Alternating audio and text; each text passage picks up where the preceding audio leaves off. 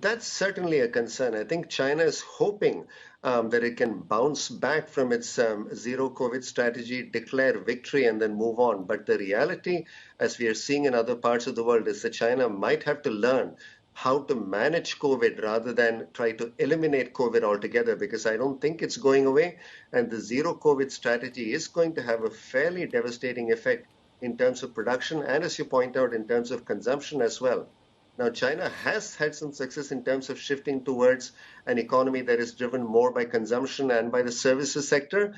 And consumption and services output are precisely the areas in which the economy cannot generate activity, thanks to the zero COVID policy and the lockdowns that have followed from it. So I think a slightly different strategy may be needed right now. Would you consider the IMF's latest report, both on its assessment of China and the broader picture, as being conservative, as being balanced? How would you read it? I think it's quite realistic. Now, of course, it's worth keeping in mind the context of the first quarter data from many economies around the world, including China and the US, came in pretty strong. But the more recent high-frequency indicators all suggest that there is significant room for concern.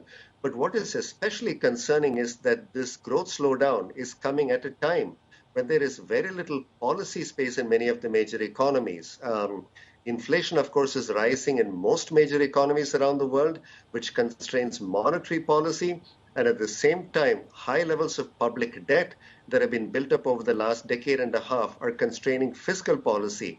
And substantially increasing public spending at the moment might have further inflationary consequences. So I think there is a real quandary that policymakers are facing right now, because they see growth slowing, but at the same time, the inflationary risks cannot be ignored altogether. So they are really in a corner in terms of what they might be able to do. And it's going to require, I think, ultimately, not just COVID containment that is more effective, but some sort of measures in order to tamp down the geopolitical tensions, which of course is a big wild card, and the effects that it's having on supply chains around the world.